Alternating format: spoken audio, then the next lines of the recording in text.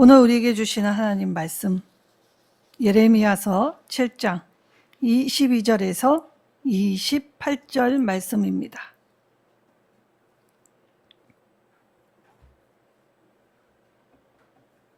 제가 하나님 말씀 받들어 읽도록 하겠습니다. 사실은 내가 너희 조상들을 애굽 땅에서 인도하여 낸 날에 번제와 희생에 대하여 말하지 아니하며 명령하지 아니하고 오직 내가 이것을 그들에게 명령하여 이르기를 너희는 내 목소리를 들으라. 그리하면 나는 너희 하나님이 되겠고 너희는 내 백성이 되리라. 너희는 내가 명령한 모든 길로 걸어가라. 그리하면 복을 받으리라 하였으나 그들이 순종하지 아니하며 귀를 기울이지도 아니하고 자신들의 악한 마음의 죄와 완악한 대로 행하여 그 등을 내게 돌리고 그 얼굴을 향하지 아니하였으며 너희 조상들이 애굽 땅에서 나온 날부터 오늘까지 내가 내 종 선지자들을 너희에게 보내되 끊임없이 보내었으나 너희가 나에게 순종하지 아니하며 귀를 기울이지도 아니하고 목을 굳게 하여 너희 조상들보다 악을 더 행하였느니라.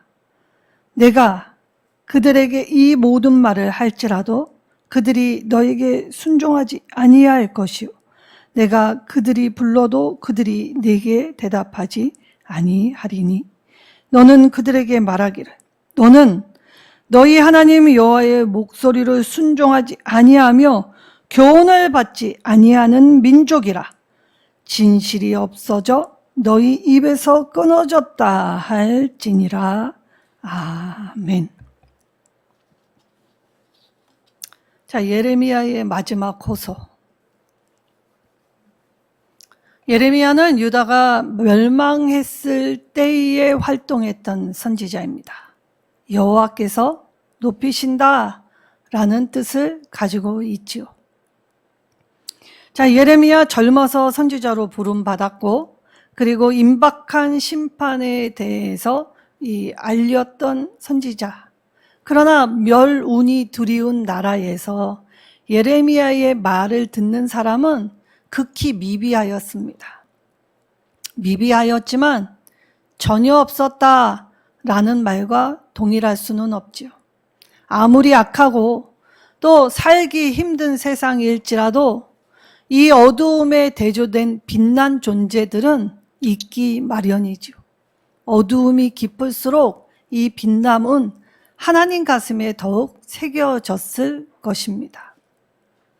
하나님은 비록 잘못을 행했기 때문에 벌을 받는 유다일지라도 하나님은 회복을 동시에 말씀해 주십니다. 자, 에스겔 선지자는 멸망한 이후에 이 바벨론에서 이 유다 백성과 함께 활동했던 선지자이지요. 에스겔 선지자가 활동했을 때 아버지의 이가 신이 아들의 이가 시다라는 속담이 있었습니다. 이 말뜻을 뒤집어서 생각하면 무슨 말이냐? 자, 내가 지금 이 질고를 겪는 것은 조상들 탓이다라는 말입니다. 자, 우리가 어려운 일에 처했을 때 꼭 남 탓을 합니다. 그리고 악인일수록 더욱더 남 탓을 하기 마련이죠. 자, 나만 잘못한 게 아닌데 나는 재수가 없어서 걸렸다. 그리고 내가 걸린 이유는 내가 잘못을 행한 반석이 아니라 바로 내가 괴롭혔던 그 때문에 내가 더 큰 괴로움을 당하는 것이다 라고 분노를 표출하기에 내가 이곳에서 나가기만 하면 가만두지 않겠다. 자, 그러니 그 악인의 모습에 자기의 잘못에 대한 반성이 있습니까? 근데 판사에게는 내가 잘못을 뼈저리게 후회하고 반성하고 있다. 그래서 반성문을 수십 통씩 제출한다고 하지요. 그러면 진짜 반성문 어디다 제출해야 합니까? 자기가 잘못 행한 데에 반성문을 제출해야 합니다. 근데 힘을 가진 자들에게 잘 보여. 감형되기를 원하는 마음에도 없는 그럴듯한 말들로 제출하지만 그건 진짜 아님을 누구든 알 수 있지요. 그리고 그가 감옥에서 나왔을 때에 그의 삶이 바뀌었냐? 그렇지 않습니다. 그래서 동일한 재범 똑같이 짓고 있는다는 것이죠. 그런데 그들만 죄인이겠습니까? 저와 여러분의 모습은 어떠합니까? 사실 그들의 관점 안에서 보면 그들은 발각된 죄인이고 우리는 발각되지 않는 죄인. 그래서 하나님 앞에는 모두가 다 죄인입니다. 오늘 예레미야는 마지막 호소를 이 눈물로 호소하였지요. 그러나 예레미야가 눈물의 선지자였다는 건 에레미야서 애가를 살펴보면 어디에도 나와 있지 않습니다. 오히려 하나님은 작은 아이 같은 예레미야를 열방의 선지자로 부르셨습니다. 그러니까 예레미야의 닉네임은 열방의 선지자였지요. 그런데 왜 사람들은 예레미야를 눈물의 선지자라고 별명을 붙였습니까? 마지막 때에 하나님의 심판이 임박하였는데도 이 하나님의 말씀을 듣지 않는 것입니다. 자, 목사로 이 말씀을 전하다 보면 참 어려울 때 많습니다. 자, 목사 개인도 감정을 가지고 있죠.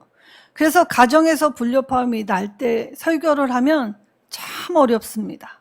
자, 더하여 더 심하게 되는 건 교인 안에서 불협화음이 나면 바로 이 자리가 굉장한 어려움을 겪는 자리이기도 합니다.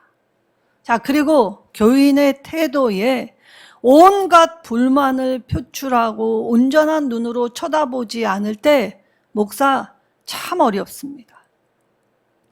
그럼에도 불구하고 하나님의 말씀을 전하라 할 때 답답함 이루 말할 수 없고 탄식함, 매일매일 하나님 앞에 탄식합니다. 그리고 매일매일 앞에 내가 감당할 수 없음을 토로하며 울을 수밖에 없지요.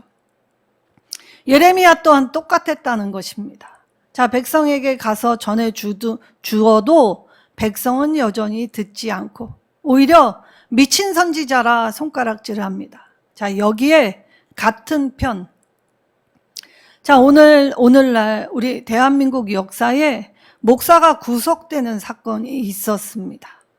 자, 근데 손현보 목사님이 오히려 당당하게 끌려갔지만 지금 손현보 목사님의 어려움을 토로할 때 뭐라고 하셨다고 했냐? 같은 편이 누구도 편들어 주지 않더라. 그래서 나는 그것 때문에 너무 외로웠다. 내가 구속받고 이런 힘든 일을 당해서 어려운 것이 아니라 지금 작금에 같은 목사들이 그리고 같은 교계에서 목소리를 내지 않는 그것 때문에 내가 참 외롭다. 자, 그 말 들을 때 같은 목사로서 참 부끄러웠습니다. 자, 그분만 의로워서 목소리를 낸 것은 아니겠지요. 그러나 지금 그분이 그렇게 어려움을 당할 때 이건 부당한 일임을 우리는 알 수 있지요. 그분이 폭력을 사주했거나 잘못된 일을 한 것이 아닙니다. 자, 민주주의 안에서는 다양한 의견이 있을 수 있지요. 자, 우리나라에 무슨 간첩이 있냐? 자, 얼마 안 된 사건입니다. 이번 일주일 안에 간첩이 잡혔습니다. 그리고 5년형의 징역형을 받게 되었지요. 우리나라 황장엽 씨 내려와서 우리나라 남한에 파견된 간첩 5만이 넘는다라고 이야기하였습니다. 근데 지금은 더 많을 것이라고 얘기하죠. 자, 안보의 정신이 이제 없어진 나라가 되었습니다. 그리고 목사가 구속되는 일이 생겼지요. 자, 이 조정빈 목사님은 교회에서 정치 얘기하지 말라고 하셨습니다. 근데 그랬던 목사님이 지금 그랬더니 잠깐 눈 깜빡일 찰나에 나라가 지금 공산화가 되고 있고 나라 다 망가졌다. 그래서 자신의 잘못을 지금 비통히 회개하면서 하나님 앞에 자신이 잘못했던 말과 행실을 이야기하는 소리도 들었습니다. 자, 기독교는 항상 나라의 어려움과 함께 했던 곳입니다. 100년이 넘게 어렵게 세워진 나라였습니다. 근데 불과 정권이 바뀌고 100일이 지났을 뿐인데 나라 곳곳에서 어처구니 없는 일들, 어려운 일들이 비일비재하게 생기지요. 자, 그러면 탄식할 때인가? 오늘 예레미야서의 오늘 말씀을 보며 아니요, 우리는 이 마지막이 끝이 아님을 알 수 있습니다. 하나님은 말씀으로 우리를 붙잡아 주시기 때문이지요. 예레미야 선지자도 똑같은 일을 경험하였습니다. 아니면 어쩌면 우리보다 더한 일을 경험하였지요.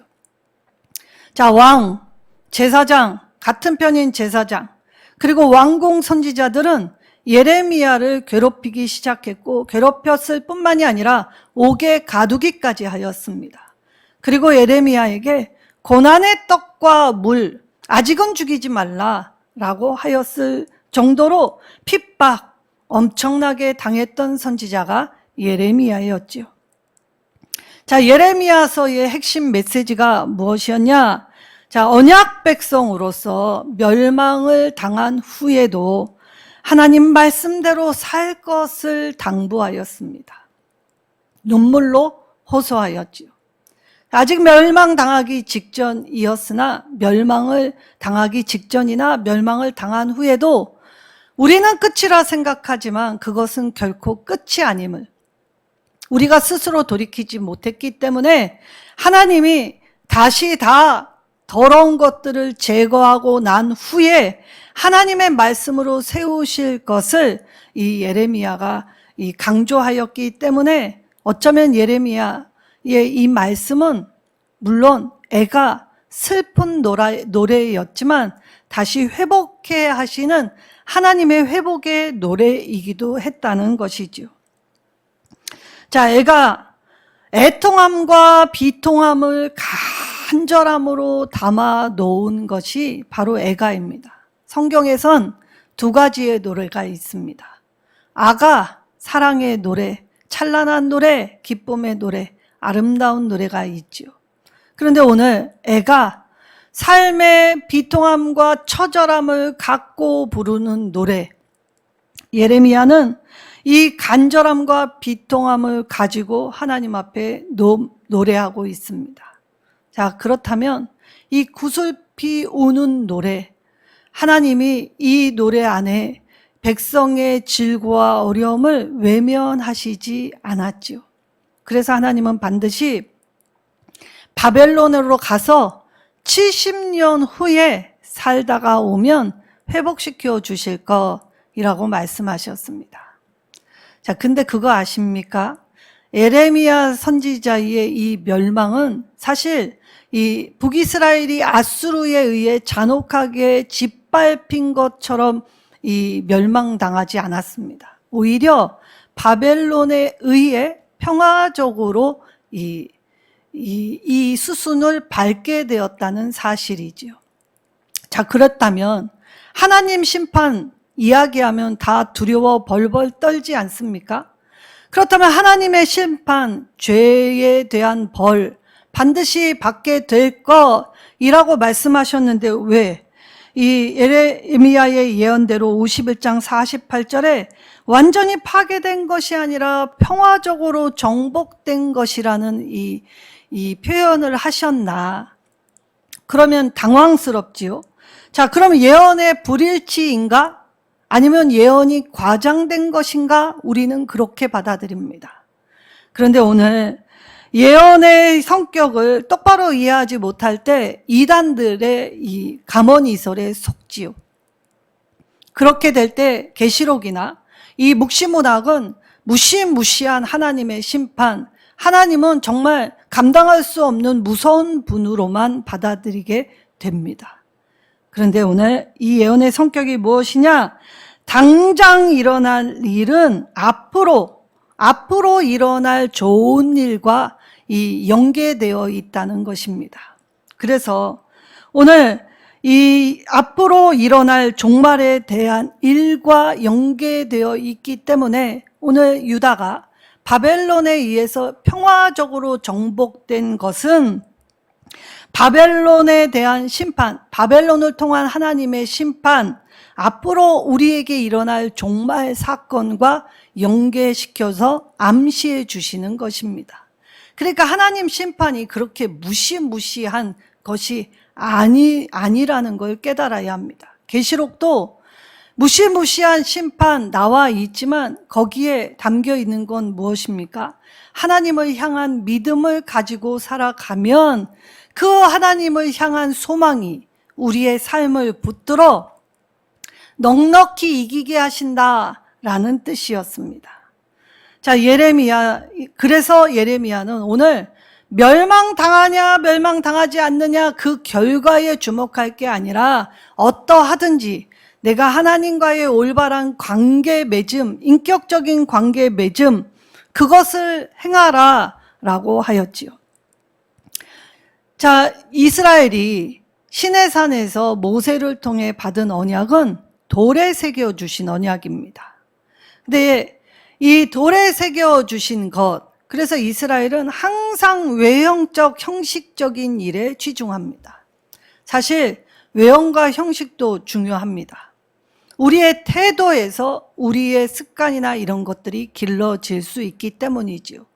그리고 이런 것들이 반복되어 훈련되면 우리 안에서도 이 훈련의 과정으로서 우리가 조금 더 나은 방향으로 나아갈 수 있지요. 그러나 이것에 너무 치중하면 무엇이 잘못됐는지 우리가 스스로를 간과할 수밖에 없습니다. 그래서 형식에 치중한 삶, 그냥 억지로 하나님의 말씀을 따랐다는 것이죠. 왜? 하나님이 무서워서. 하나님의 심판이 두려웠기 때문입니다. 그러나 하나님은 무서워서 억지로 하는 것이 아니라 하나님을 사랑함으로써 자발적으로 행하길 원하셨지요. 그러나 이들은 늘 하나님을 오해했고 그리고 하나님의 말씀을 제대로 보지 못했습니다. 그래서 하나님 말씀 따라 살아가지 못하게 되었지요.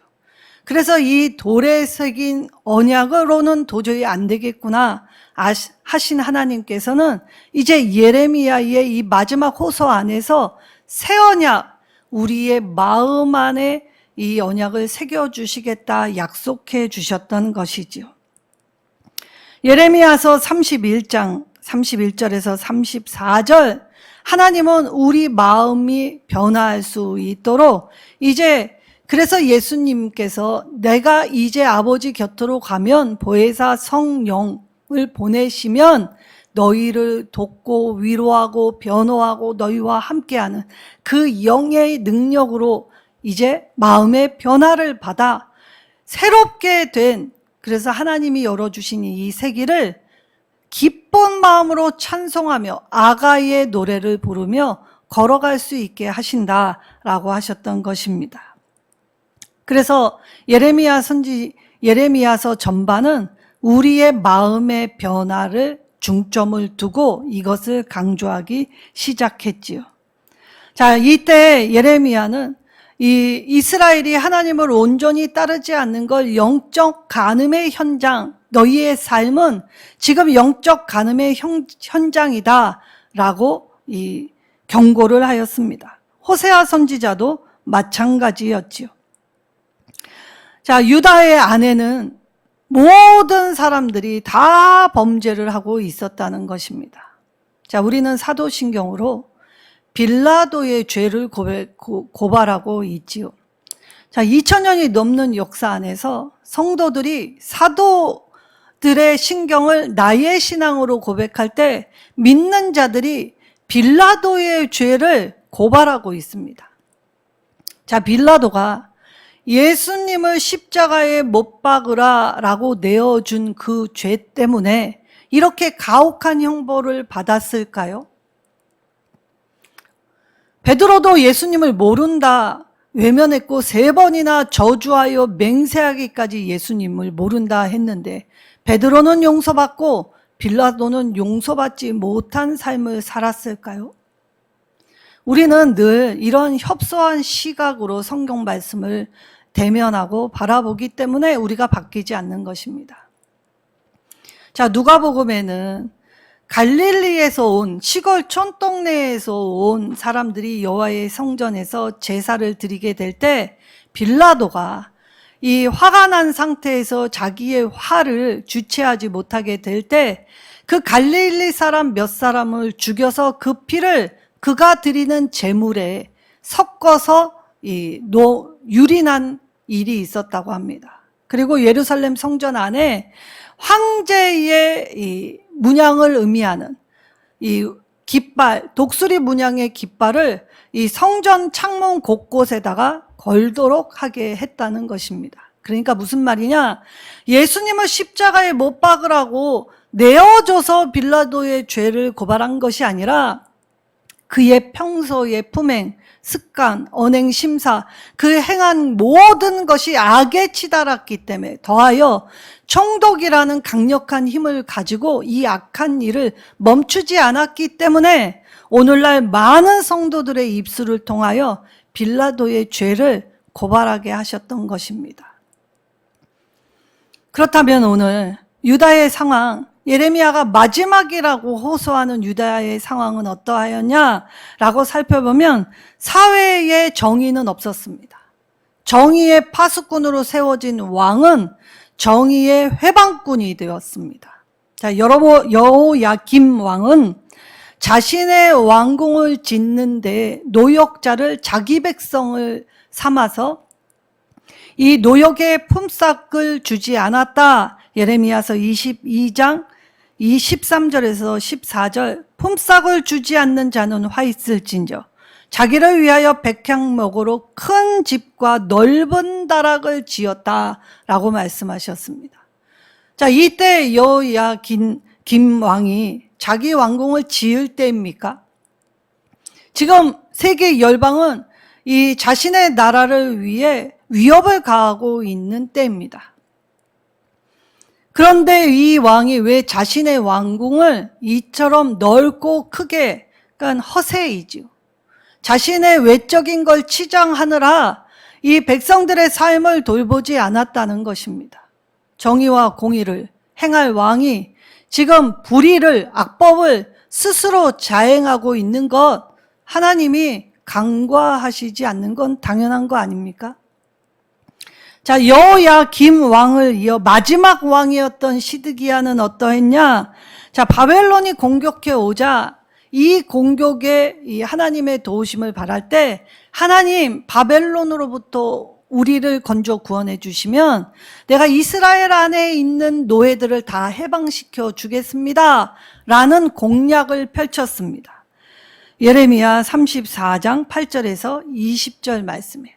그런데 이 바벨론의 공세가 잠깐 주춤한 시기가 있었습니다. 근데 언제 그랬냐는 듯 떡 먹듯이 이 정치 위정자가 자기가 한 공약을 언제 그랬냐, 나는 기억나지 않는다, 나는 그런 말 한 적 없다 라고 하며 거짓말로 철회를 했다는 것이죠. 자, 하나님 앞에서 정의를 강같이 공의를 하수같이 흘려야 할 왕은 지금 백성들의 고요를 짜고 있습니다. 여기에 부자들의 혈세를 내게 하지요. 마지막 때 일어나는 일, 오늘 우리나라에 일어나는 일과 비슷하게 느껴지지 않으십니까? 자, 부자들을 억압하기 시작합니다. 그래서 바벨론 왕 아수르 왕에게 잘 보여서 이 잠깐의 어려움을 모면하려고 부자들을 억압하기 시작했지요. 그리고 가난한 사람들의 인권이나 가난한 사람들의 삶은 전혀 돌보지 않는 상태가 지금 왕과 이 정치 위정자들이었다는 것입니다. 그래서 이 예레미야는 그들의 잘못된 것을 지금 경고하고 하나님의 말씀으로 돌이키라고 계속 얘기하지만 그들의 마음은 떡딱딱하여 하나님 말씀을 전혀 듣지 않았다라는 것이죠. 여기에 더 심각한 일들이 있습니다. 바로 거짓 선지자들이었지요. 거짓 선지자들은 하나님 말씀입니다 라고 하며 거짓 예언을 여기저기 퍼뜨리기 시작합니다. 하나님의 선민은 절대 망할 수 없다. 잠시의 어려움은 잠깐 지나갈 뿐이고 이제 하나님은 다시 부국 강병을 주실 것이다. 그러니 염려하지 말아라. 자기의 이사이에 먹을 것을 원하면서 달라 얘기하면서 그들이 원하는 말을 주었다는 것입니다. 그러니 이 선지자들의 감언이설에 속여 자신이 그나마 없는 재산을 갖다 바치고 그것도 모자라서 자신의 힘을 갖다 바치고 그러면서도 이것이 잘못했다 느끼지 못하는 상태, 아주 심각한 상태. 성경은 그런 상태를 영적 나병이 걸렸다. 코가 잘라져도 귀가 잘라져도 손가락이 잘라져도 아픔 모르는 상태. 그래서 왕부터 일반 백성 모두가 다 이런 상태가 되었다는 것입니다. 그래서 예레미야는 백성들의 어리석음을 꾸짖었습니다. 자, 율법이나 성전이 중요한 것이 아니죠. 그 외형적인 것들이 우리를 구원해 주는 그 어떠한 능력이 있지 않는다라는 걸 깨닫게 하였다는 것입니다. 성전이 이 구원을 보장해 주지 못한다는 건 이스라엘 역사를 통해 예레미야가 예를 든 곳 실로였습니다. 자, 실로 어떠한 것이었습니까? 이스라엘이 가나안 땅에 들어왔을 때 이 실로에 여호와의 성막이 있었던 곳이 실로였습니다. 그리고 사무엘이 이 실로와 베델을 중점적으로 여기에서 사역을 했기에 이스라엘에게 있어서 실로는 제1성전이 있었던 곳, 영적으로 의미 있고 가치 있는 곳이었지요. 그런데 실로가 어떻게 되었습니까? 자, 여호와의 성막은 블레셋에 빼앗겼고 실로는 처절하게 파괴되었습니다. 그러니 우리가 외적인 장치, 그래서 교회를 크게 짓고 그 외 안에 세상의 온갖 편리와 문물을 가져다 둔 교회들, 오늘날에 어떠한 모습을 가졌습니까? 아무 능력 없는 상태가 되었습니다. 성도들은 조금의 어려움만 있으면 하나님을 원망하며 떠나가기 시작하죠. 그리고 이제 나는 예수님을 믿기는 믿지만 나는 교회는 나가지 않는다라는 가난한 성도들이 그렇게 많게 되었습니다.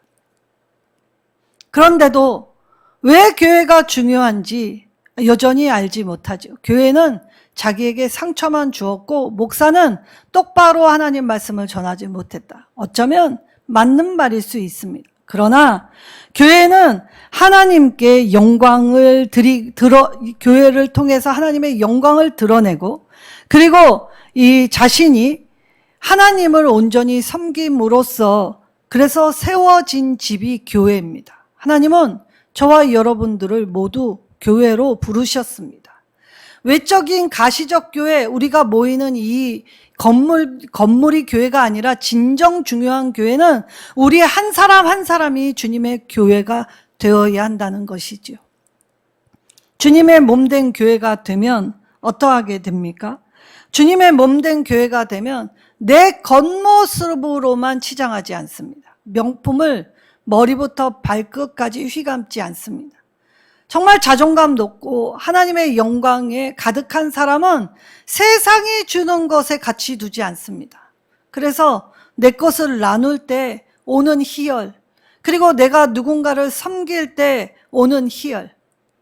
하나님은 그러한 나를 기뻐하실 뿐만이 아니라 하나님의 가슴에 새겨진 보석으로 여기신다는 걸 깨달을 때 우리는 더 이러한 일에 매진할 수밖에 없죠.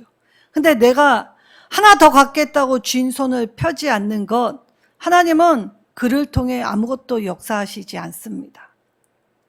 그래서 예레미야는 이제 바벨론으로 가는 것이 하나님의 뜻이라고 했죠. 그리고 실제 이 예레미야의 선포를 들은 바벨론의 이 고위 관리들은 예레미야에게 바벨론으로 오면 좋은 집과 살만한 터전을 주겠다라고 제안했습니다.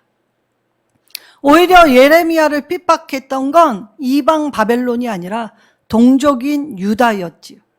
자신의 마음에 들지 않는 말을 한다고 하나님의 말씀을 전하였을 뿐인데 다수의 힘에 이 소수의 목소리를 이 그릇된 거라 여기며, 자, 기독교는 다수결 원칙으로 세워진 곳 아닙니다. 그렇다면 하나님은 저와 여러분을 구원하실 필요가 없습니다. 더 강한 나라, 힘 있는 나라, 똑똑하고 지혜 있는 나라를 선택하셨겠지요. 이스라엘을 선택한 건 세상에 가장 약했고 소수였기 때문이다라고 말씀하셨습니다. 저와 여러분을 택하신 것도 가장 약하고 어리석고 주님이 필요한 존재였기 때문이라는 것이지요. 그럴 때 소수가 이 하나님이 주시는 강력한 힘을 헛되게 사용할 때 자기 자랑 삼고 내가 하나님의 사랑을 입은 것이 마치 내 어떠한 것에 하나님 앞에 하나님의 어떠한 공로를 들여서였다라고 착각한다면 오늘 큰 오산입니다. 그래서 예레미야 선지자를 통해서 오늘 예레미야는 오히려 하나님 말씀을 들을 때 세상 왕에게 좋은 곳을 더 받게 되었죠. 좋은 조건을 주게 되었습니다. 그런데 예레미야는 끝까지 자신의 말을 듣지 않았던 완고하고 고집센 이스라엘 민족과 함께합니다. 왜냐? 하나님의 사랑을 알았기 때문이죠. 그래서 망하는 상태에 자기 혼자 살겠다 할 수 없었습니다. 예수님은 우리가 손가락질 할 때에도 하나님의 사랑을 보여주시려고 그 길을 걸어가셨지요. 자, 우리가 종말에 더 이상 우리가 하나님의 말씀이 들려지고 선지자들을 계속 보내주신 건 하나님의 은혜셨는데도 불구하고 그들은 자기의 생각, 그래서 다수결의 원칙에 의해서 다수의 말이 소수의 말을 묵살하는 곳이 되었다는 것입니다. 그런데 교회는 다수의 목소리가 이기는 것이 아니라 오히려 소수의 목소리에 충종하고 그들과 함께, 그래서 진정 하나님의 뜻이 무엇인지 묻는 곳이 되어야 한다는 것이지요. 그래서 예레미야는 오늘 이들의 불순종과 완고함을 실로가 망한 예와 더하여 이 레갑 족속을 예를 들어 이야기합니다. 자, 많은 사람들이 듣지 않았습니다. 그래서 나라는 멸망하지요. 그러나 극히 미비한 소수 신앙을 지킨 레갑 족속이 있었습니다. 예레미야 35장 1절에서 19절. 자, 레갑 족속은 이 조상 요나답이 이 포도주를 영원히 마시지 말라고 명령하였지요. 왜냐? 경건 생활을 하다가 내가 부주의하여 의도치 않게 실수하는 것이 우리이기에 이 술 취하면 방탕한 것이고 성령의 충만함을 받지 못하기에, 그래서 이 포도나무에 관한 것, 자, 포도나무에 관한 것, 포도소산 열매는 때로는 우리의 질병을 치유해 주는 능력이 되기도 했지요. 디모데에게 네 위장을 위하여 포도주를 쓰라고 합니다. 그리고 포도주 잔치자리에서 먹습니다. 즐거움에 참여하는 자리이죠. 그리고 독주, 포도주를 더 발효시켜 아주 강한 걸 만들면 슬픔의 자리, 슬픔을 잠시 있게 하는 자리에 마실 수 있게 되었지요. 근데 레갑 족속은 그러한 모든 것을 거절했습니다. 슬프거나 기쁘거나 때로는 아프거나 병들거나 힘들거나 그래도 나는 내 하나님 여호와로 인하여 기뻐하고 내 하나님 여호와로 인하여 함께하겠습니다. 결단한 사람이 레갑 족속이었다는 것입니다. 그래서 예레미야는 유다의 불순종을 강조하기 위해 레갑 족속의 예를 들어서 이 말을 하게 되었지요. 그리고 예레미야는 대다수의 많은 사람들이 곁길로 자기 길로 가는 것을 보고 이 답답한 마음을 나의 이 머리는 눈물골짜기가 되었다라고 고백할 정도로 울면서 탄식하고 이들의 죄를 용서해 달라고 중보하며 나아갔습니다. 자, 구약의 선민이라 이야기한 사람들은 모두 실패자였습니다. 그 말은 우리의 어떤 행위로든 구원받지 못함을 이야기하지요. 구원에는 자력 구원이 없습니다. 하나님이 우리를 건져 구원해 주셔야만 구원 받을 수 있게 되지요. 그리고 오늘 이 마지막 때에 에레미야가 한 말, 아주 명쾌하고 단순한 말, 하나님이 나의 하나님이 되시면 다 해결됩니다. 하나님 바벨론 군대가 물러가게 해주시라고.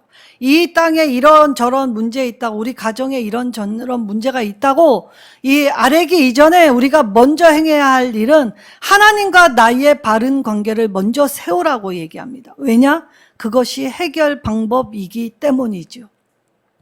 작금의 오늘 어려운 정치 현실, 경제 현실, 그리고 우리의 삶의 현실 안에서 우리가 제일 먼저 행해야 하는 건 내가 하나님의 말씀을 따라 살고 있는가, 그리고 나는 하나님께 참되게 예배하는 예배자인가, 하나님의 이름을 부르는, 그래서 간구하는 기도자인가, 먼저 그것을 회복하라고 말씀하십니다. 그럴 때 하나님은 우리가 하나님 관계를 먼저 회복할 때 우리가 구하지 않는 모든 것들을 다 해결해 주시지요. 그래서 삶의 모든 문제는 한 가지 사실로 규결된다고 말씀드렸습니다.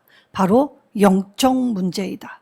그러니 우리가 이 영적 문제를 가지고 하나님이 해결하신다는 걸 깨달을 때 상황이 어떠하든지, 세상이 어떠하든지, 어떤 문제가 있든지, 어떤 어려움이 있든지 하나님과 먼저 관계를 똑바로 해서 내가 먼저 하나님 말씀 잘 듣고 하나님 말씀 주의하고 하나님 말씀 떠올려 하나님과 동행할 때 하나님의 이름을 부르는 모든 자에게 크고 비밀한 일을 보여주시면서 부르짖는 모든 자의 기도 소리에 응답해 주신다 말씀하십니다.